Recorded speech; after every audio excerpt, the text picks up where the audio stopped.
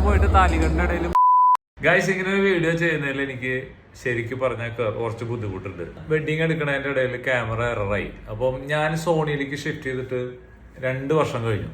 Canon ആണ് ഉപയോഗിച്ചുകൊണ്ടിരുന്ന camera. എനിക്ക് Canon ഭയങ്കര ഇഷ്ടമായിരുന്നു. പക്ഷെ കാനോണ് ലെൻസിന്റെ അവൈലബിലിറ്റിയുടെ പ്രശ്നം വന്നപ്പോഴാണ് ഞാൻ പതുക്കെ സോണിയിലേക്ക് മാറിയത്.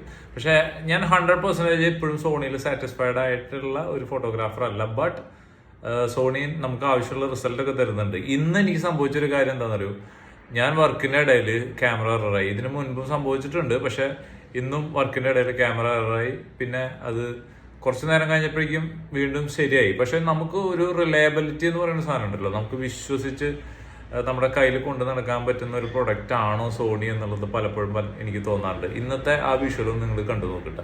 ക്യാമറ അത് കണ്ടോട്ടോ, സോണിയുടെ നിലവാരം ഇമ്പോർട്ടന്റ് ഫംഗ്ഷന്റെ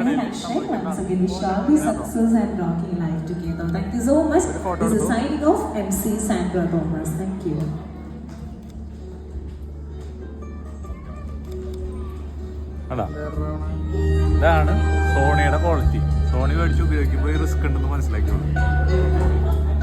ഇത് സോണിന്റെ ആരെങ്കിലും ഇത് കാണുന്നുണ്ടെങ്കിൽ നിങ്ങൾ ദയവ് ചെയ്ത് മനസ്സിലാക്കുക, ക്യാമറ എന്ന് പറയുന്നത് ഫോട്ടോഗ്രാഫറുടെ ടൂളാണ്. അത് ഒരു തരത്തിലും റിസ്ക് എടുക്കാൻ പറ്റാത്ത ഒരു ഫംഗ്ഷനാണ് വെഡിങ് എന്നുള്ളത് മനസ്സിലാക്കുക. So make sure that you are making A proper camera four wedding photographers please.